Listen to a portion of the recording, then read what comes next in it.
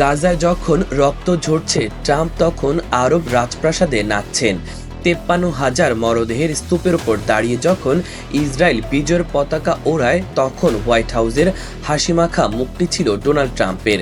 Saudi আরব, কাতার আর সংযুক্ত আরব আমিরাত, তিন ধনী আরব দেশ সফরে গিয়ে তিনি শুধু রাজকীয় আতিথেয়তা নেননি, সঙ্গে করে নিয়ে এসেছেন কয়েক ট্রিলিয়ন ডলারের চুক্তি।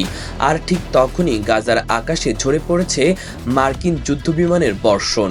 যেসব অস্ত্রের চুক্তি করে ট্রাম্প বাহবা নিচ্ছেন, সেগুলোরই বিস্ফোরণে মরে যাচ্ছে শিশু, মা আর নিরীহ মানুষ। গাজায় গণহত্যার মধ্যে ইসরায়েলকে সরাসরি সামরিক সহায়তা দিচ্ছে যুক্তরাষ্ট্র। প্রতি বছর অন্তত ৩.৮ বিলিয়ন ডলার সহায়তা পায় তারা। আর সেই সাহায্য এখন আরও বেড়েছে, কারণ গাজায় মানুষের লাশ বাড়লে ইসরায়েলের জন্য আমেরিকার অর্থের স্রোত বাড়ে। অবৈধ এই রাষ্ট্রটির অস্তিত্ব যেন টিকে আছে আমেরিকার কাঁধে ভর করে। আরব দেশগুলো যে বিপুল পরিমাণ অর্থ যুক্তরাষ্ট্রে বিনিয়োগ করে, তার বড় একটি অংশ ঘুরে ফিরে চলে যাচ্ছে ইসরায়েলি অস্ত্র কারখানায়।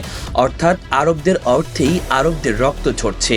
সৌদি আরব দিয়েছে ৬০০ বিলিয়ন ডলার বিনিয়োগের প্রতিশ্রুতি, ১৪২ বিলিয়ন ডলারের অস্ত্র চুক্তি। আমিরাত ১০ বছরে ১.৪ ট্রিলিয়ন ডলার বিনিয়োগ করবে। কাতার ১.২ ট্রিলিয়ন ডলারের বাণিজ্য চুক্তি করেছে, যার মধ্যে আছে ২১০টি বোয়িং বিমান কেনা। এমনকি ট্রাম্পের জন্য উপহার হিসেবে একটি বিলাসবহুল বিমানও দিয়েছে কাতার। এই চুক্তিগুলো যখন হচ্ছে, তখন ইসরায়েল হামলা চালাচ্ছে গাজায়, লেবাননে, ইয়েমেনে ও সিরিয়ায়। লেবাননে কয়েকদিনে নিহত ৩,০০০। ইয়েমেনে আমেরিকা ইসরায়েলি হামলায় মৃতের সংখ্যা বাড়ছে প্রতিদিন।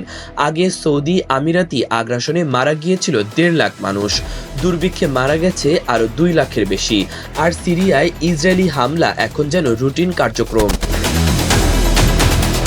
ট্রাম্পের সফরে এসব বিষয়ে কোনো আলোচনা হয়নি, বরং আরব শাসকেরা যেন রক্তমাখা কার্পেট বিছিয়ে তাকে স্বাগত জানিয়েছে।